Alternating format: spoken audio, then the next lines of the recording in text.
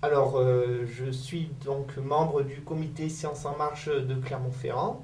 Sciences en Marche est une association qui est donc à l'initiative de chercheurs à Montpellier. Cette association a pour but de partir à la rencontre du public, de sensibiliser le grand public à notre travail et également de montrer les difficultés que l'on a au sein de l'enseignement supérieur et de la recherche. Alors on soutient trois points importants pour nous scientifiques. Donc le premier point, c'est plus de moyens financiers pour les laboratoires de recherche. Il faut savoir que donc, tous les crédits ont été diminués depuis des années et donc beaucoup de laboratoires de recherche ont du mal à financer et à payer le matériel donc pour faire des projets de recherche, pour faire des expériences.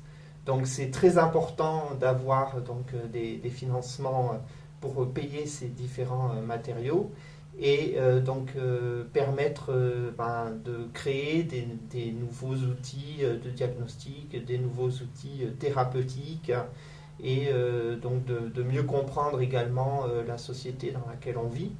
Donc il faut bien comprendre que la recherche fait partie de l'innovation et donc à ce titre-là, il faut nous accorder un petit peu plus de financement, de moyens pour financer justement ces projets de recherche. Le second point, donc c'est plus de moyens financiers, donc il nous faut également de la main-d'œuvre et il faut surtout prendre en compte que depuis de nombreuses années, il y a des personnels précaires qui travaillent dans les laboratoires de recherche et que beaucoup de ces précaires sont actuellement limités dans le nombre de contrats qu'ils peuvent faire, le nombre de CDD qu'ils peuvent faire. Et un vaste plan de titularisation, de CDIsation serait vraiment appréciable pour permettre justement à tous ces précaires de la recherche de travailler et d'avoir des postes stables dans la recherche et dans les laboratoires publics. Et le troisième point, donc c'est une sorte de révolution culturelle. On voudrait que le statut de docteur, donc c'est un bac plus 8, soit reconnu en tant que statut d'élite dans les conventions collectives des entreprises, comme ce qui se fait actuellement dans d'autres pays européens. Alors, comment financer ces trois points? Donc, nous, on parle beaucoup du crédit impôt recherche qui représente 6 milliards d'euros. Il y a une enquête de la Cour des comptes qui est parue récemment et qui dit que sur ces 6 milliards d'euros, il y en a deux qui en fait ne servent pas à faire de la recherche. Donc ce que l'on propose, c'est que ces 2 milliards d'euros soient redéployés pour l'enseignement supérieur et l'université et pour financer ces trois points. Bon, tout d'abord, je voudrais remercier Pierre Michaud, mais aussi ses collègues qui ont initié l'opération Sciences en Marche. Et je pense à Patrick Lemaire de Montpellier et à tous les autres qu'on connaît ici ou là.